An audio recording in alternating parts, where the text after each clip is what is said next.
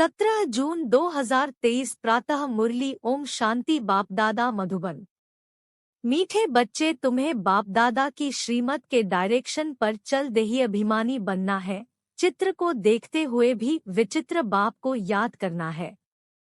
प्रश्न: किस एक बलिहारी के कारण तुम बच्चे लकी स्टार्स गाए हुए हो? उत्तर: पवित्रता की बलिहारी के कारण। तुम इस अंतिम जन्म में पवित्र बन भारत को पवित्र बनाने की सेवा करते हो, इसलिए तुम लकी स्टार्स, देवताओं से भी ऊंच हो। तुम्हारा यह जन्म हीरे जैसा है। तुम बहुत ऊंच सेवाधारी हो। ब्रह्मा की आत्मा इस समय श्री कृष्ण से भी ऊंच है, क्योंकि वह बाप की बनी है। श्री कृष्ण तो प्रारब्ध भोगते हैं। गीत: आने वाले कल की तुम तस्वीर हो। ओम शांति। बाप कहे बच्चों प्रति, बाप भी निराकार, बच्चे भी निराकार है, परंतु यह जो साकारी चोला लिया है, इनसे पाठ बजाना है।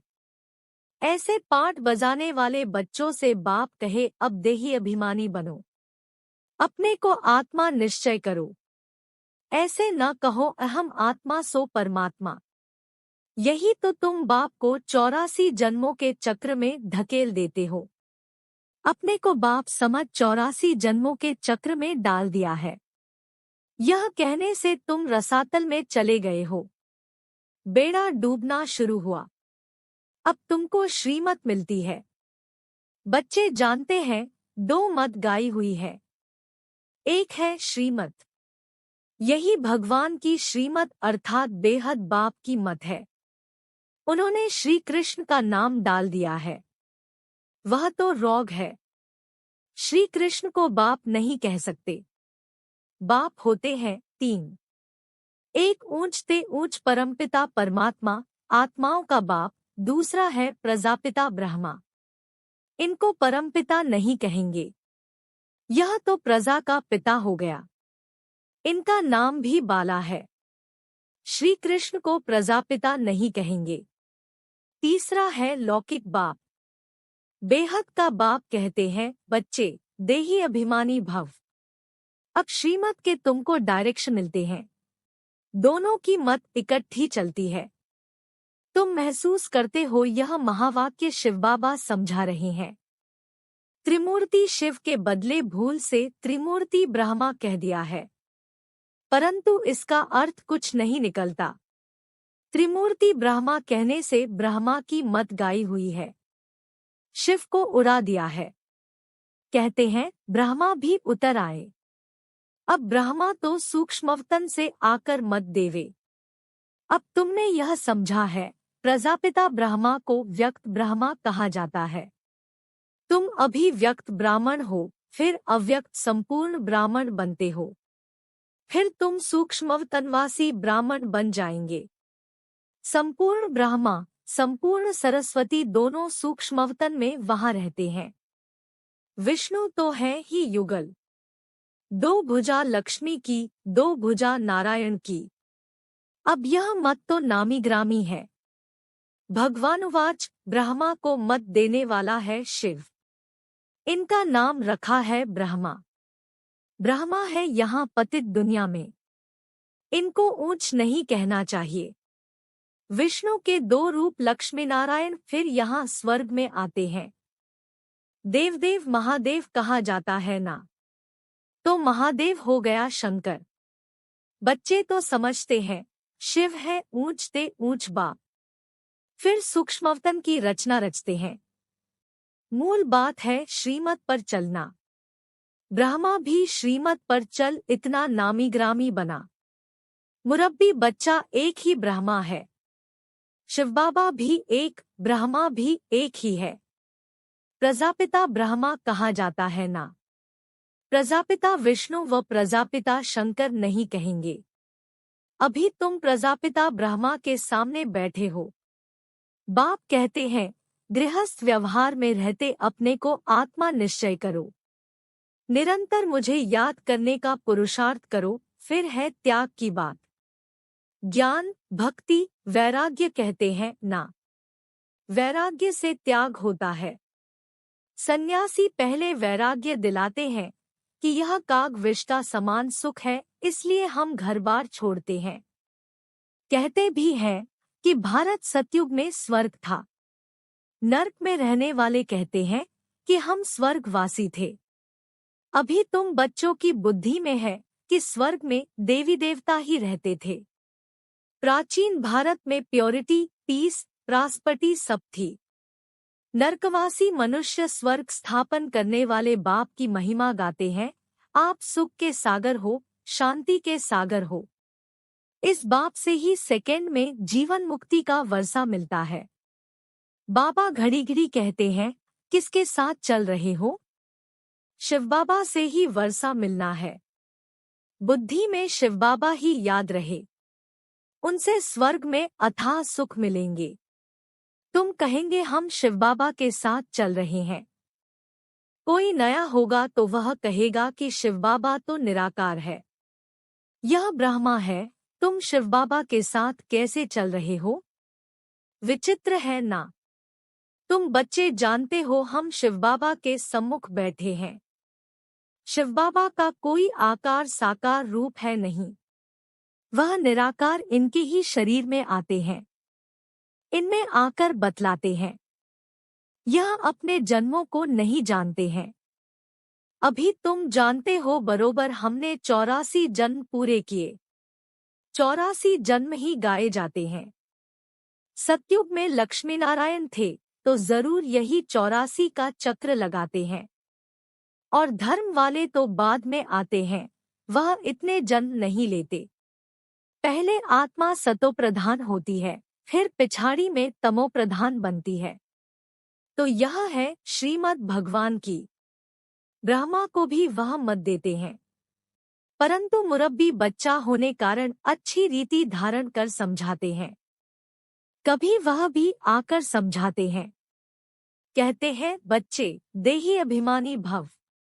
शिव बाबा भी कहते हैं, ब्रह्मा भी कहते हैं, देही अभिमानी भव। अब तुम प्रैक्टिकल में सम्मुख बैठे हो, वह है विचित्र। तुम हो चित्र वाले। सबको कहते हो हे भाई, हे आत्माएं, बाप को याद करो। आत्माओं से बात करते हैं, एक दो को सावधान कर उन्नति को पाओ। यह ब्रह्मा के तन द्वारा बाप कहते हैं, मुझ बाप को याद करने से स्वर्ग का वर्षा मिलेगा। इन भूतों के वश नहीं होना। पहला नंबर है अशुद्ध अहंकार। बॉडी कॉन्सियसनेस छोड़ दो, सोल कॉन्सियस बनो।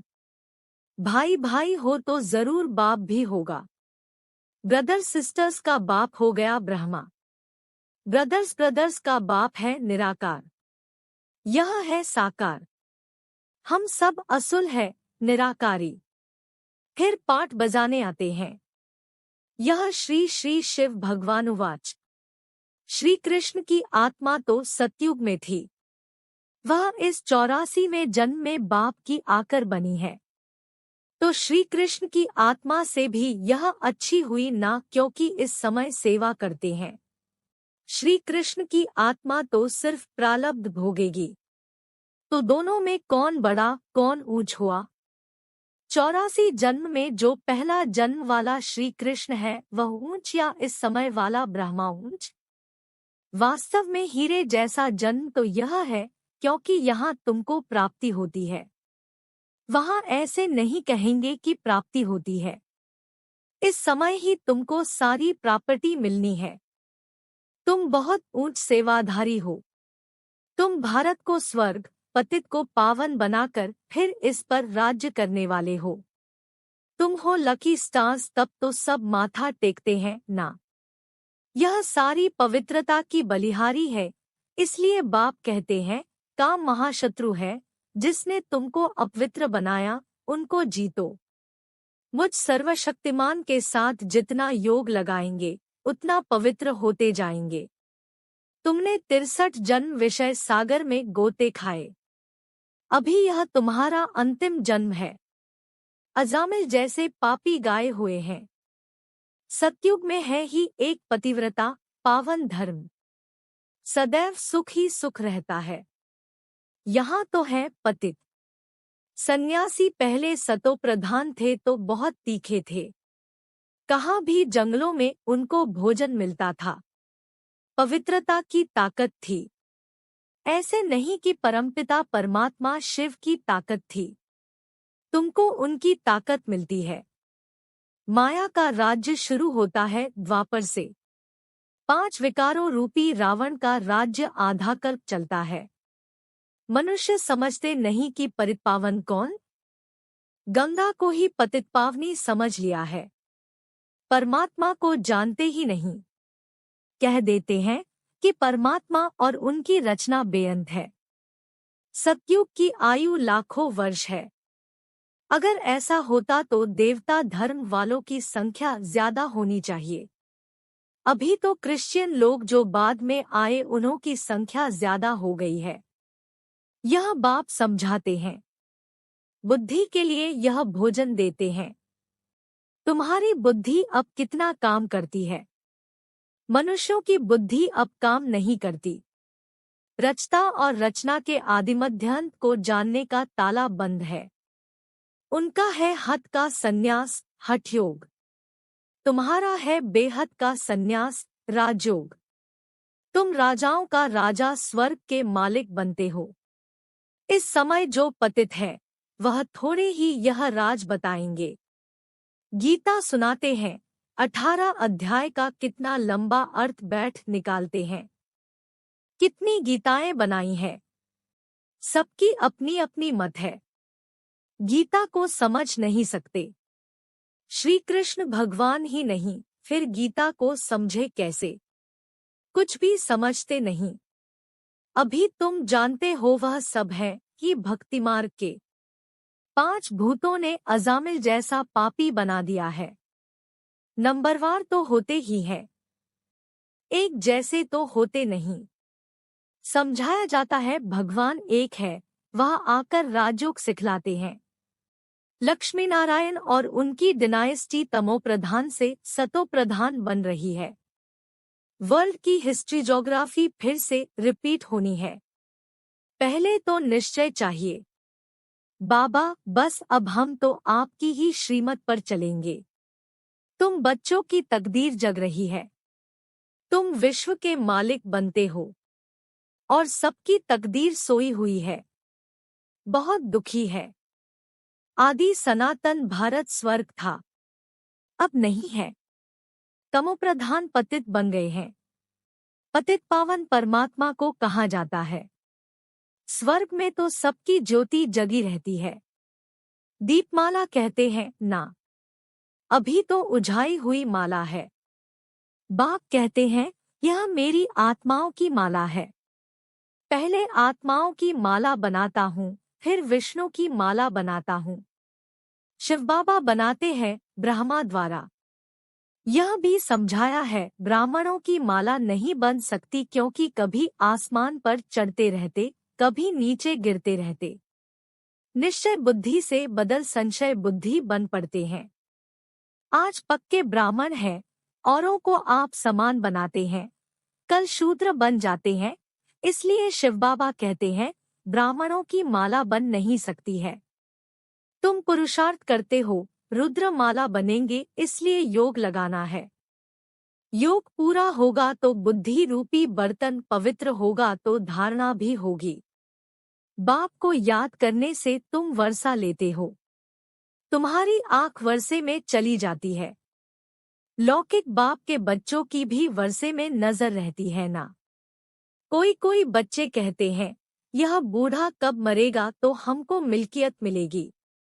कोई कोई बाप ऐसे मनहूस होते हैं जो बच्चों को कुछ देते ही नहीं, स्त्री को घर खर्च भी नहीं देते। बाप कहते हैं कि मूल बात है निश्चय बुद्धि बनो। तुमने विचित्र का हाथ पकड़ लिया है। इस चित्र द्वारा कहते हैं मुझे याद करो। तुम्हारी जिन्न जैसी बुद्धि होनी चाहिए। शिव बाबा परमधाम में रहते हैं। अभी शिव बाबा मधुबन में मुरली चलाते होंगे। घड़ी घड़ी शिव बाबा को याद करना पड़े। अभी तुम यहाँ बैठे हो, वही कहते हैं मामेकम याद करो तो तुम मेरी माला का दाना बन जाएंगे।